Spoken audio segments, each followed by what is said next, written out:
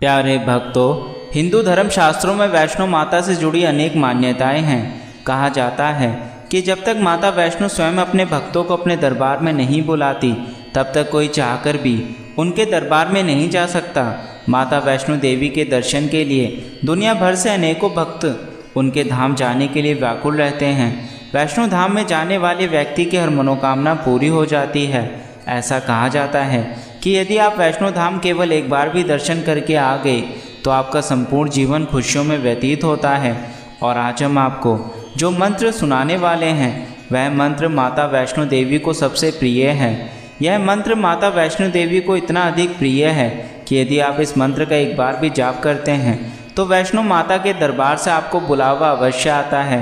इस मंत्र से आप अपनी मनचाही इच्छा पूरी कर सकते हैं। घर में फैली अशांति, धन की कमी, बच्चों के स्वास्थ्य से लेकर जुड़ी परेशानियां, अपने आने वाले भविष्य की चिंता, अच्छे रिश्ते की तलाश, ऐसे अनेकों परेशानियां इस मंत्र से दूर हो सकती है। इस मंत्र का जाप आपको केवल 108 बार आज करना है। 108 बार इस मंत्र का जाप करते ही आपकी मनोकामना माता वैष्णो तक पहुंच जाएगी और माता वैष्णो का बुलावा आपके पास शीघ्र ही आ जाएगा। किंतु यदि आपको लगता है कि आप किसी कारण से इस मंत्र का जाप करने में असमर्थ हैं तो भी आपको घबराने की आवश्यकता नहीं है, क्योंकि माता वैष्णो देवी इतनी दयालु हैं कि यदि आप उनके इस मंत्र को 108 बार अपने मोबाइल फ़ोन पर भी लगाकर सुनते हैं, इससे भी माता वैष्णो की कृपा आप पर होगी। परंतु इस बात का विशेष ध्यान रखना कि इस मंत्र को आपको बीच में नहीं छोड़ना, अन्यथा इसका लाभ आपको प्राप्त नहीं हो पाएगा। तो चलिए इस मंत्र की शुरुआत करते हैं। ॐ सर्वतीर्थ समुद्भूतं पाद्यं गन्धादिभिर्युतम् अनष्टे हरतां गृहदेयं भगवती भक्तवत्सला। ॐ सर्वतीर्थ समुद्भूतं पाद्यं गन्धादिभिर्युतम् अनष्टे हरतां गृहदेयं भगवती भक्तवत्सला। ॐ सर्वतीर्थ समुद्भूतं पाद्यं गन्धादिभिर्युतम् अनष्टे हरतां गृहदेयं भगवती भक्तवत्सला। ॐ सर्वतीर्थ समुद्भूतं पाद्यं गन्धादिभिर्युतम् अनष्टे हरतां गृहदेयं भगवती भक्तवत्सला। ॐ सर्वतीर्थ समुद्भूतं पाद्यं गन्धादिभिर्युतम् अनष्टे हरतां गृहदेयं भगवती भक्तवत्सला। ॐ सर्वतीर्थ समुद्भूतं पाद्यं गन्धादिभिर्युतम् अनष्टे हरतां गृहदेयं भगवती भक्तवत्सला। ॐ सर्वतीर्थ समुद्भूतं पाद्यं गन्धादिभिर्युतम् अनष्टे हरतां गृहदेयं भगवती भक्तवत्सला। ॐ सर्वतीर्थ समुद्भूतं पाद्यं गन्धादिभिर्युतम् अनष्टे हरतां गृहदेयं भगवती भक्तवत्सला। ॐ सर्वतीर्थ समुद्भूतं पाद्यं गन्धादिभिर्युतम् अनष्टे हरतां गृहदेयं भगवती भक्तवत्सला। ॐ सर्वतीर्थसमुद्भूतं पाद्यं गन्धादिभिर्युतम् अनष्टिहर्तां गृह्णदेयं भगवती भक्तवत्सला। ॐ सर्वतीर्थसमुद्भूतं पाद्यं गन्धादिभिर्युतम् अनष्टिहर्तां गृह्णदेयं भगवती भक्तवत्सला। ॐ सर्वतीर्थसमुद्भूतं पाद्यं गन्धादिभिर्युतम् अनष्टिहर्तां गृह्णदेयं भगवती भक्तवत्सला। ॐ सर्वतीर्थसमुद्भूतं पाद्यं गन्धादिभिर्युतम् अनष्टिहर्तां गृह्णदेयं भगवती भक्तवत्सला। ॐ सर्वतीर्थसमुद्भूतं पाद्यं गन्धादिभिर्युतम् अनष्टिहर्तां गृह्णदेयं भगवती भक्तवत्सला। ॐ सर्वतीर्थसमुद्भूतं पाद्यं गन्धादिभिर्युतम् अनष्टिहर्तां गृह्णदेयं भगवती भक्तवत्सला। ॐ सर्वतीर्थसमुद्भूतं पाद्यं गन्धादिभिर्युतम् अनष्टिहर्तां गृह्णदेयं भगवती भक्तवत्सला। ॐ सर्वतीर्थसमुद्भूतं पाद्यं गन्धादिभिर्युतम् अनष्टिहर्तां गृह्णदेयं भगवती भक्तवत्सला। ॐ सर्वतीर्थसमुद्भूतं पाद्यं गन्धादिभिर्युतम् अनष्टिहर्तां गृह्णदेयं भगवती भक्तवत्सला।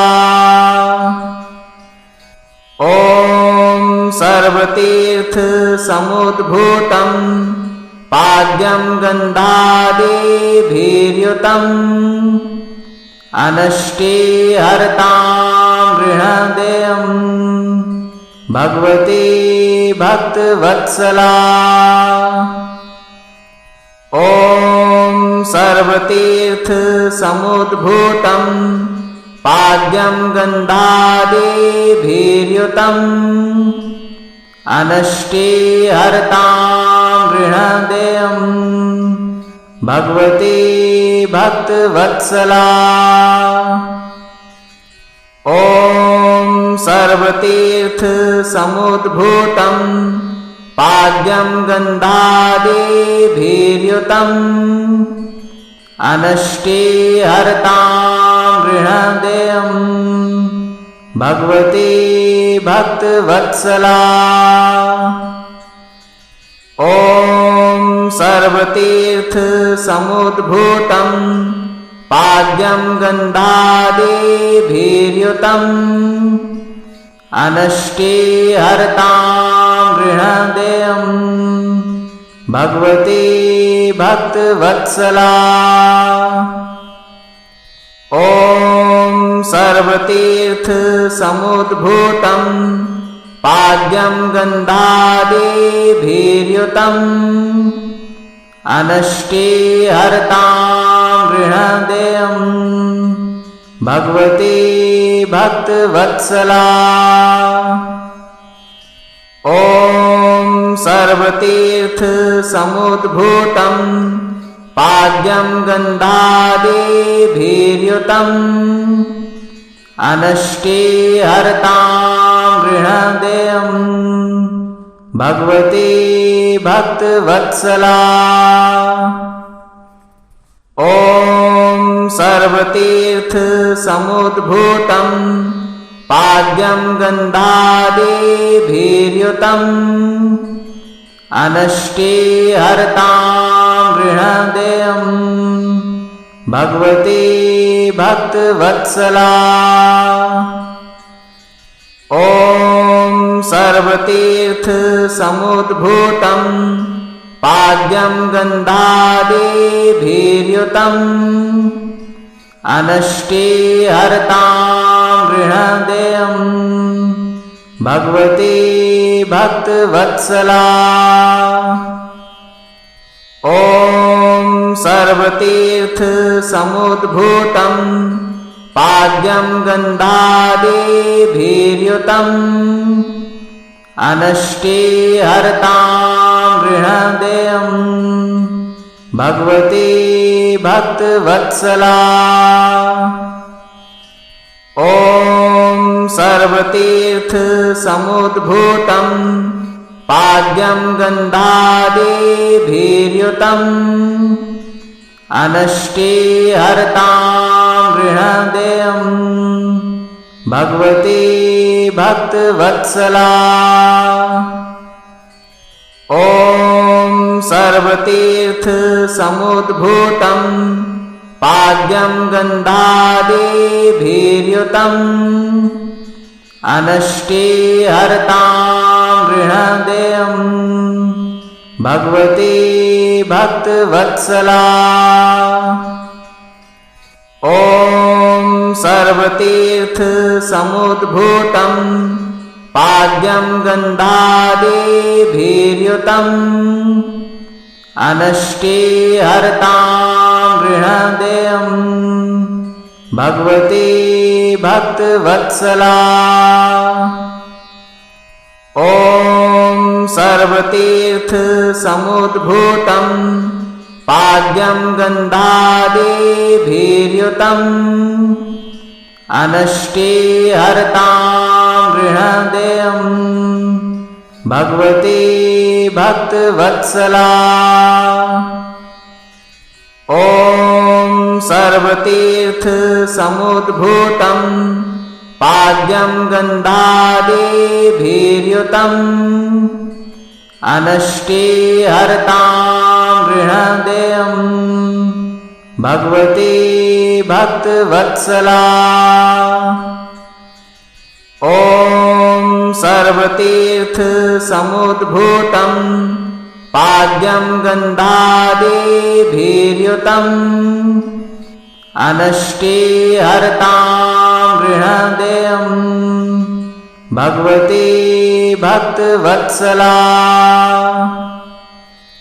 ॐ सर्वतीर्थसमुद्भूतं पाद्यं गन्धादिभिर्युतम् अनष्टिहर्तां गृह्णदेयं भगवती भक्तवत्सला। ॐ सर्वतीर्थसमुद्भूतं पाद्यं गन्धादिभिर्युतम् अनष्टिहर्तां गृह्णदेयं भगवती भक्तवत्सला।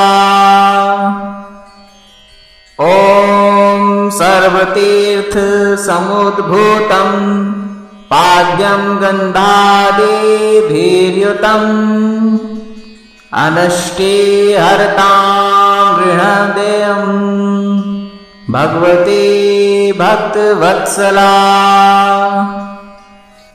ॐ सर्वतीर्थसमुद्भूतं पाद्यं गन्धादिभिर्युतम् अनष्टिहर्तां गृह्णदेयं भगवती भक्तवत्सला। ॐ सर्वतीर्थ समुद्भूतं पाद्यं गन्धादिभिर्युतम् अनष्टे हरतां गृहदेयं भगवती भक्तवत्सला। ॐ सर्वतीर्थ समुद्भूतं पाद्यं गन्धादिभिर्युतम् अनष्टे हरतां गृहदेयं भगवती भक्तवत्सला। ॐ सर्वतीर्थ समुद्भूतं पाद्यं गन्धादिभिर्युतम् अनष्टे हरतां गृहदेयं भगवती भक्तवत्सला। ॐ सर्वतीर्थ समुद्भूतं पाद्यं गन्धादिभिर्युतम् अनष्टे हरतां गृहदेयं भगवती भक्तवत्सला। ॐ सर्वतीर्थ समुद्भूतं पाद्यं गन्धादिभिर्युतम् अनष्टे हरतां गृहदेयं भगवती भक्तवत्सला। ॐ सर्वतीर्थ समुद्भूतं पाद्यं गन्धादिभिर्युतम् अनष्टे हरतां गृहदेयं भगवती भक्तवत्सला। ॐ सर्वतीर्थ समुद्भूतं पाद्यं गन्धादिभिर्युतम् अनष्टे हरतां गृहदेयं भगवती भक्तवत्सला। ॐ सर्वतीर्थ समुद्भूतं पाद्यं गन्धादिभिर्युतम् अनष्टे हरतां गृहदेयं भगवती भक्तवत्सला। ॐ सर्वतीर्थ समुद्भूतं पाद्यं गन्धादिभिर्युतम् अनष्टे हरतां गृहदेयं भगवती भक्तवत्सला।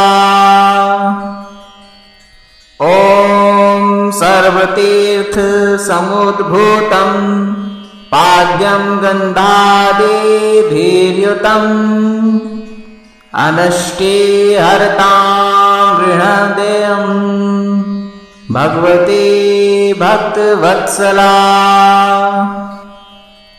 ॐ सर्वतीर्थ समुद्भूतं पाद्यं गन्धादिभिर्युतम्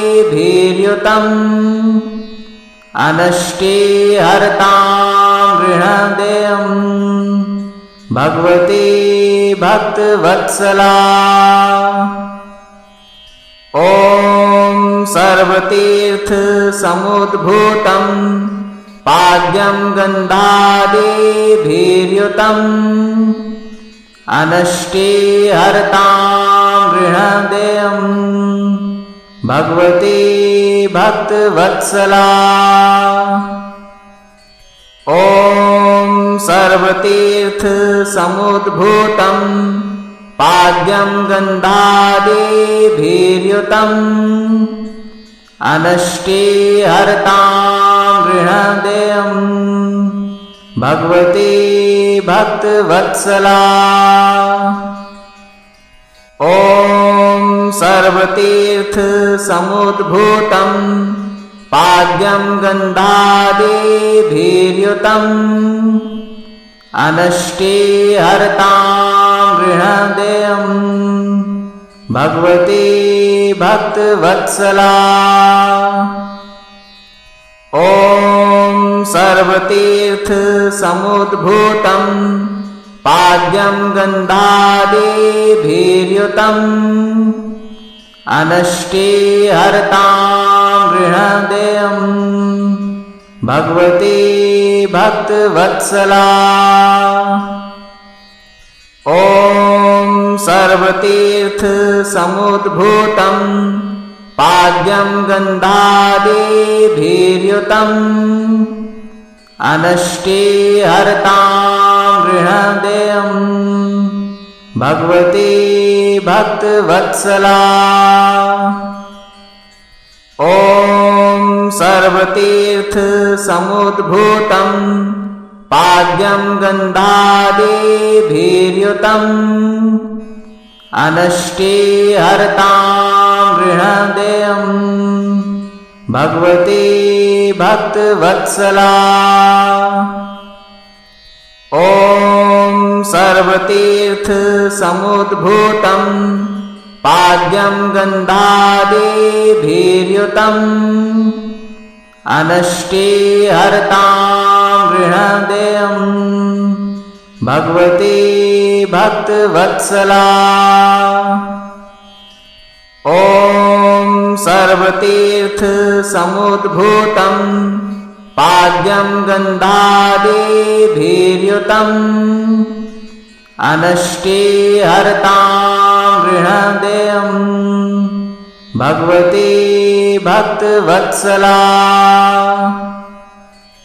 ॐ सर्वतीर्थसमुद्भूतं पाद्यं गन्धादिभिर्युतम् अनष्टिहर्तां ऋणदेयं भगवती भक्तवत्सला। ॐ सर्वतीर्थसमुद्भूतं पाद्यं गन्धादिभिर्युतम् अनष्टिहर्तां ऋणदेयं भगवती भक्तवत्सला। ॐ सर्वतीर्थसमुद्भूतं पाद्यं गन्धादिभिर्युतम् अनष्टिहर्तां ऋणदेयं भगवती भक्तवत्सला। ॐ सर्वतीर्थसमुद्भूतं पाद्यं गन्धादिभिर्युतम् अनष्टिहर्तां ऋणदेयं भगवती भक्तवत्सला। ॐ सर्वतीर्थसमुद्भूतं पाद्यं गन्धादिभिर्युतम् अनष्टिहर्तां ऋणदेयं भगवती भक्तवत्सला। ॐ सर्वतीर्थसमुद्भूतं पाद्यं गन्धादिभिर्युतम् अनष्टिहर्तां ऋणदेयं भगवती भक्तवत्सला। ॐ सर्वतीर्थसमुद्भूतं पाद्यं गन्धादिभिर्युतम् अनष्टिहर्तां ऋणदेयं भगवती भक्तवत्सला। ॐ सर्वतीर्थसमुद्भूतं पाद्यं गन्धादिभिर्युतम् अनष्टिहर्तां ऋणदेयं भगवती भक्तवत्सला। ॐ सर्वतीर्थसमुद्भूतं पाद्यं गन्धादिभिर्युतम् अनष्टिहर्तां ऋणदेयं भगवती भक्तवत्सला। ॐ सर्वतीर्थ समुद्भूतं पाद्यं गन्धादिभिर्युतम् अनष्टिहर्तां गृह्णदेयं भगवती भक्तवत्सला। ॐ सर्वतीर्थ समुद्भूतं पाद्यं गन्धादिभिर्युतम् अनष्टिहर्तां गृह्णदेयं भगवती भक्तवत्सला। ॐ सर्वतीर्थ समुद्भूतं पाद्यं गन्धादिभिर्युतम् अनष्टिहर्तां गृह्णदेयं भगवती भक्तवत्सला। ॐ सर्वतीर्थ समुद्भूतं पाद्यं गन्धादिभिर्युतम्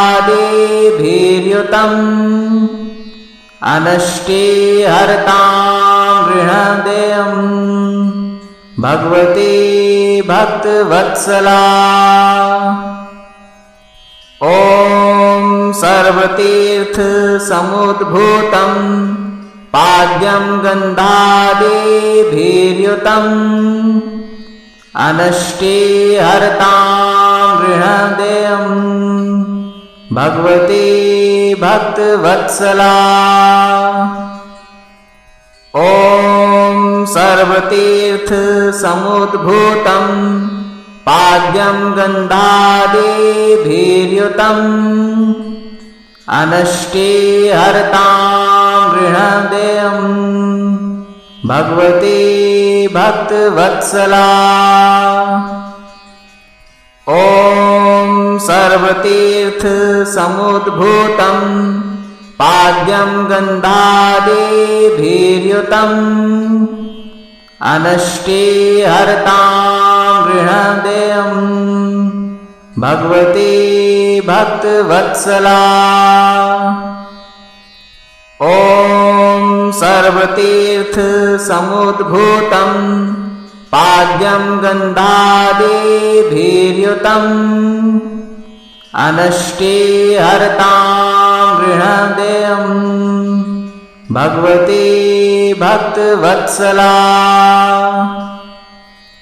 ॐ सर्वतीर्थ समुद्भूतं पाद्यं गन्धादिभिर्युतम् अनष्टिहर्तां गृह्णदेयं भगवती भक्तवत्सला। ॐ सर्वतीर्थ समुद्भूतं पाद्यं गन्धादिभिर्युतम् अनष्टिहर्तां गृह्णदेयं भगवती भक्तवत्सला। ॐ सर्वतीर्थ समुद्भूतं पाद्यं गन्धादिभिर्युतम् अनष्टिहर्तां गृह्णदेयं भगवती भक्तवत्सला। ॐ सर्वतीर्थ समुद्भूतं पाद्यं गन्धादिभिर्युतम् अनष्टिहर्तां गृह्णदेयं भगवती भक्तवत्सला। ॐ सर्वतीर्थ समुद्भूतं पाद्यं गन्धादिभिर्युतम् अनष्टिहर्तां गृह्णदेयं भगवती भक्तवत्सला। ॐ सर्वतीर्थ समुद्भूतं पाद्यं गन्धादिभिर्युतम् अनष्टिहर्तां गृह्णदेयं भगवती भक्तवत्सला। ॐ सर्वतीर्थसमुद्भूतं पाद्यं गन्धादिभिर्युतम् अनष्टिहर्तां गृह्णदेयं भगवती भक्तवत्सला। ॐ सर्वतीर्थसमुद्भूतं पाद्यं गन्धादिभिर्युतम् अनष्टिहर्तां गृह्णदेयं भगवती भक्तवत्सला। ॐ सर्वतीर्थसमुद्भूतं पाद्यं गन्धादिभिर्युतम् अनष्टिहर्तां गृह्णदेयं भगवती भक्तवत्सला। ॐ सर्वतीर्थसमुद्भूतं पाद्यं गन्धादिभिर्युतम् अनष्टिहर्तां गृह्णदेयं भगवती भक्तवत्सला। ॐ सर्वतीर्थसमुद्भूतं पाद्यं गन्धादिभिर्युतम् अनष्टिहर्तां गृह्णदेयं भगवती भक्तवत्सला। ॐ सर्वतीर्थसमुद्भूतं पाद्यं गन्धादिभिर्युतम् अनष्टिहर्तां गृह्णदेयं भगवती भक्तवत्सला। ॐ सर्वतीर्थसमुद्भूतं पाद्यं गन्धादिभिर्युतम् अनष्टिहर्तां गृह्णदेयं भगवती भक्तवत्सला।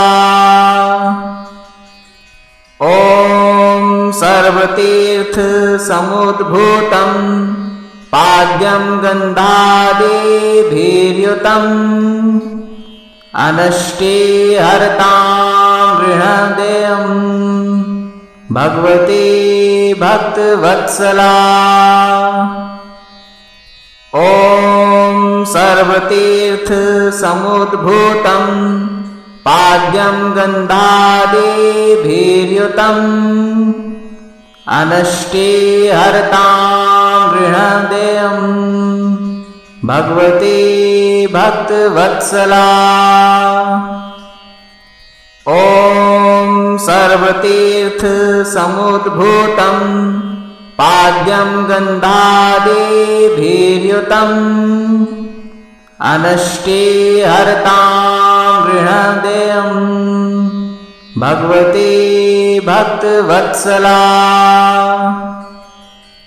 ॐ सर्वतीर्थसमुद्भूतं पाद्यं गन्धादिभिर्युतम् अनष्टिहर्तां गृह्णदेयं भगवती भक्तवत्सला। ॐ सर्वतीर्थसमुद्भूतं पाद्यं गन्धादिभिर्युतम् अनष्टिहर्तां गृह्णदेयं भगवती भक्तवत्सला। ॐ सर्वतीर्थसमुद्भूतं पाद्यं गन्धादिभिर्युतम् अनष्टिहर्तां गृह्णदेयं भगवती भक्तवत्सला। ॐ सर्वतीर्थसमुद्भूतं पाद्यं गन्धादिभिर्युतम् अनष्टिहर्तां गृह्णदेयं भगवती भक्तवत्सला। ॐ सर्वतीर्थ समुद्भूतं पाद्यं गन्धादिभिर्युतम् अनष्टिहर्तां गृह्णदेयं भगवती भक्तवत्सला।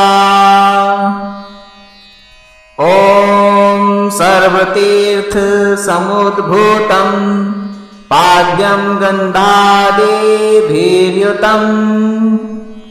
अनष्टिहर्तां गृह्णदेयं भगवती भक्तवत्सला। ॐ सर्वतीर्थ समुद्भूतं पाद्यं गन्धादिभिर्युतम् अनष्टिहर्तां गृह्णदेयं भगवती भक्तवत्सला। ॐ सर्वतीर्थ समुद्भूतं पाद्यं गन्धादिभिर्युतम् अनष्टिहर्तां गृह्णदेयं भगवती भक्तवत्सला। ॐ सर्वतीर्थ समुद्भूतं पाद्यं गन्धादिभिर्युतम् अनष्टिहर्तां गृह्णदेयं भगवती भक्तवत्सला। ॐ सर्वतीर्थ समुद्भूतं पाद्यं गन्धादिभिर्युतम् अनष्टिहर्तां गृह्णदेयं भगवती भक्तवत्सला। ॐ सर्वतीर्थ समुद्भूतं पाद्यं गन्धादिभिर्युतम् अनष्टिहर्तां गृह्णदेयं भगवती भक्तवत्सला।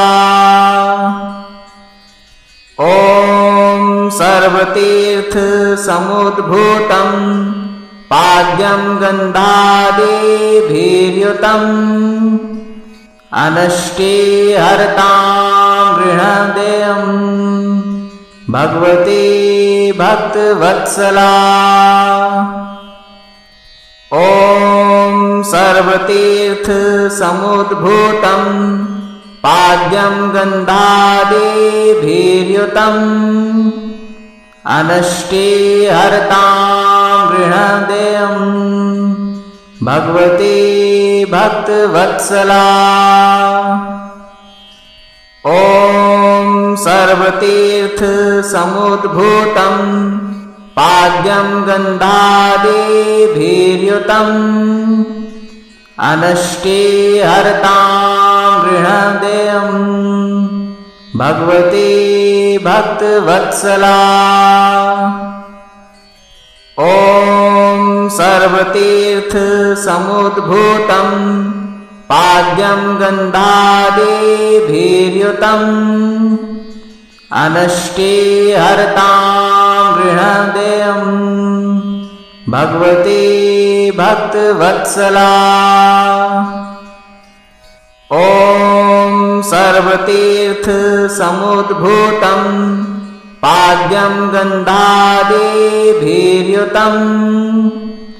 अनष्टिहर्तां गृह्णदेयं भगवती भक्तवत्सला। ॐ सर्वतीर्थ समुद्भूतं पाद्यं गन्धादिभिर्युतम् अनष्टिहर्तां गृह्णदेयं भगवती भक्तवत्सला। ॐ सर्वतीर्थ समुद्भूतं पाद्यं गन्धादिभिर्युतम् अनष्टिहर्तां गृह्णदेयं भगवती भक्तवत्सला। ॐ सर्वतीर्थसमुद्भूतं पाद्यं गन्धादिभिर्युतम् अनष्टिहर्तां गृहदेयं भगवती भक्तवत्सला। ॐ सर्वतीर्थसमुद्भूतं पाद्यं गन्धादिभिर्युतम् अनष्टिहर्तां गृहदेयं भगवती भक्तवत्सला। ॐ सर्वतीर्थसमुद्भूतं पाद्यं गन्धादिभिर्युतम् अनष्टिहर्तां गृहदेयं भगवती भक्तवत्सला। ॐ सर्वतीर्थसमुद्भूतं पाद्यं गन्धादिभिर्युतम् अनष्टिहर्तां गृहदेयं भगवती भक्तवत्सला। ॐ सर्वतीर्थसमुद्भूतं पाद्यं गन्धादिभिर्युतम् अनष्टिहर्तां गृहदेयं भगवती भक्तवत्सला। ॐ सर्वतीर्थसमुद्भूतं पाद्यं गन्धादिभिर्युतम् अनष्टिहर्तां गृहदेयं भगवती भक्तवत्सला। ॐ सर्वतीर्थसमुद्भूतं पाद्यं गन्धादिभिर्युतम् अनष्टिहर्तां गृहदेयं भगवती भक्तवत्सला। ॐ सर्वतीर्थसमुद्भूतं पाद्यं गन्धादिभिर्युतम् अनष्टिहर्तां गृहदेयं भगवती भक्तवत्सला। ॐ सर्वतीर्थसमुद्भूतं पाद्यं गन्धादिभिर्युतम् अनष्टिहर्तां गृहदेयं भगवती भक्तवत्सला। ॐ सर्वतीर्थसमुद्भूतं पाद्यं गन्धादिभिर्युतम् अनष्टिहर्तां गृहदेयं भगवती भक्तवत्सला। ॐ सर्वतीर्थसमुद्भूतं पाद्यं गन्धादिभिर्युतम् अनष्टिहर्तां गृहदेयं भगवती भक्तवत्सला। ॐ सर्वतीर्थसमुद्भूतं पाद्यं गन्धादिभिर्युतम् अनष्टिहर्तां गृहदेयं भगवती भक्तवत्सला। ॐ सर्वतीर्थसमुद्भूतं पाद्यं गन्धादिभिर्युतम् अनष्टिहर्तां गृहदेयं भगवती भक्तवत्सला। ॐ सर्वतीर्थसमुद्भूतं पाद्यं गन्धादिभिर्युतम् अनष्टिहर्तां गृहदेयं भगवती भक्तवत्सला। ॐ सर्वतीर्थ समुद्भूतं पाद्यं गन्धादिभिर्युतम् अनष्टिहर्तां गृह्णदेयं भगवती भक्तवत्सला। ॐ सर्वतीर्थ समुद्भूतं पाद्यं गन्धादिभिर्युतम् अनष्टिहर्तां गृह्णदेयं भगवती भक्तवत्सला। ॐ सर्वतीर्थ समुद्भूतं पाद्यं गन्धादिभिर्युतम् अनष्टिहर्तां गृह्णदेयं भगवती भक्तवत्सला। ॐ सर्वतीर्थ समुद्भूतं पाद्यं गन्धादिभिर्युतम् अनष्टिहर्तां गृह्णदेयं भगवती भक्तवत्सला। ॐ सर्वतीर्थ समुद्भूतं पाद्यं गन्धादिभिर्युतम् अनष्टिहर्तां गृह्णदेयं भगवती भक्तवत्सला। ॐ सर्वतीर्थ समुद्भूतं पाद्यं गन्धादिभिर्युतम् अनष्टिहर्तां गृह्णदेयं भगवती भक्तवत्सला। ॐ सर्वतीर्थ समुद्भूतं पाद्यं गन्धादिभिर्युतम् अनष्टिहर्तां गृह्णदेयं भगवती भक्तवत्सला। ॐ सर्वतीर्थ समुद्भूतं पाद्यं गन्धादिभिर्युतम्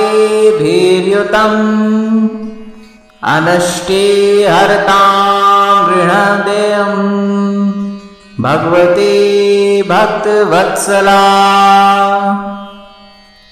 ॐ सर्वतीर्थ समुद्भूतं पाद्यं गन्धादिभिर्युतम्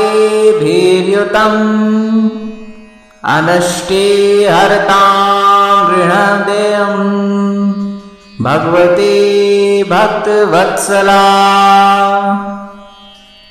ॐ सर्वतीर्थ समुद्भूतं पाद्यं गन्धादिभिर्युतम् अनष्टिहर्तां गृह्णदेयं भगवती भक्तवत्सला। ॐ सर्वतीर्थ समुद्भूतं पाद्यं गन्धादिभिर्युतम् अनष्टिहर्तां गृह्णदेयं भगवती भक्तवत्सला। ॐ सर्वतीर्थ समुद्भूतं पाद्यं गन्धादिभिर्युतम् अनष्टिहर्तां गृह्णदेयं भगवती भक्तवत्सला। ॐ सर्वतीर्थ समुद्भूतं पाद्यं गन्धादिभिर्युतम्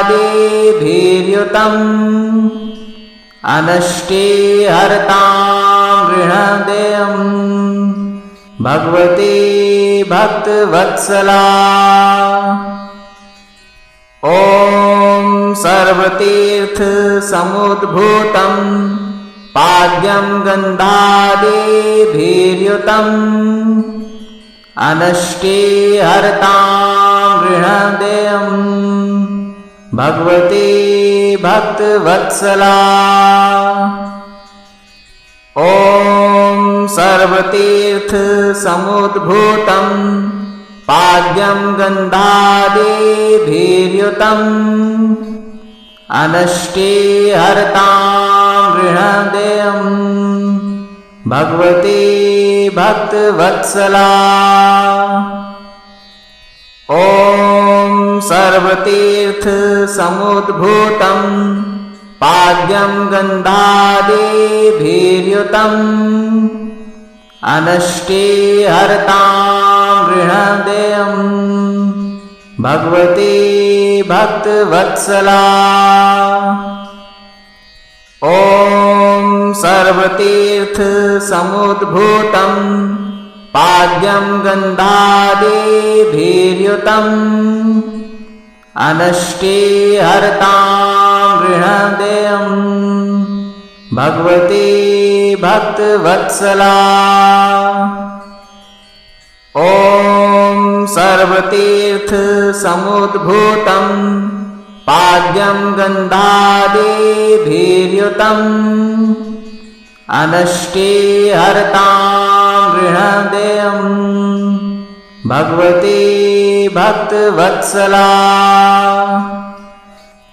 ॐ सर्वतीर्थसमुद्भूतं पाद्यं गन्धादिभिर्युतम् अनष्टिहर्तां गृहदेयं भगवती भक्तवत्सला। ॐ सर्वतीर्थसमुद्भूतं पाद्यं गन्धादिभिर्युतम् अनष्टिहर्तां गृहदेयं भगवती भक्तवत्सला।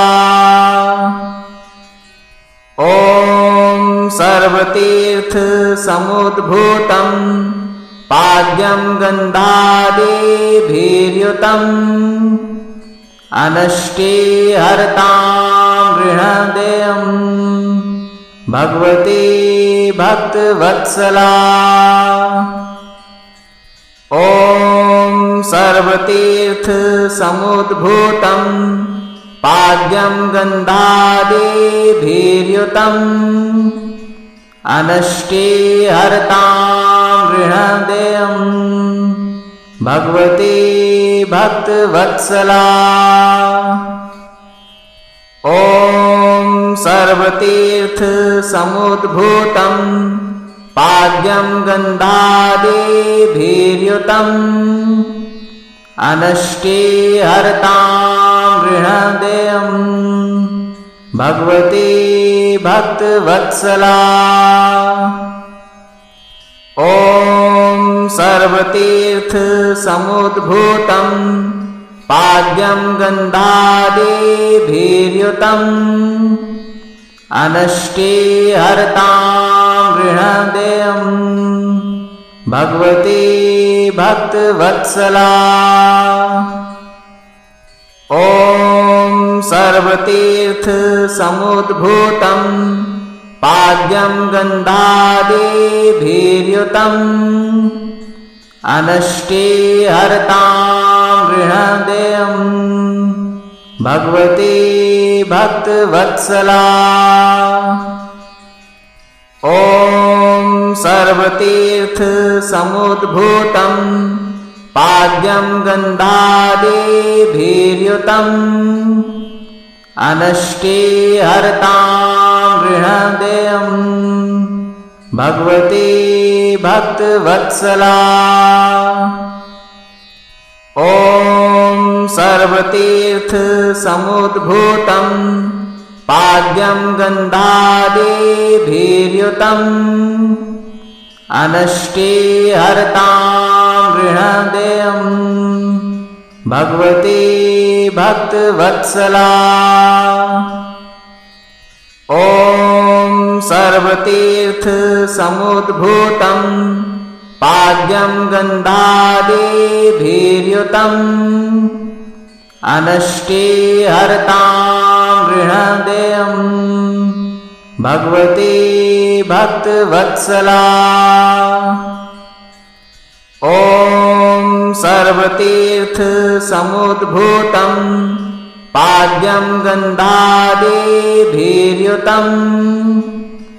अनष्टिहर्तां गृह्णदेयं भगवती भक्तवत्सला।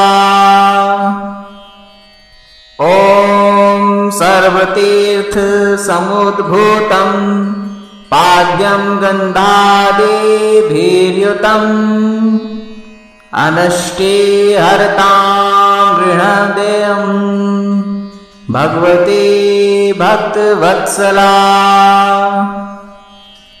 ॐ सर्वतीर्थ समुद्भूतं पाद्यं गन्धादिभिर्युतम्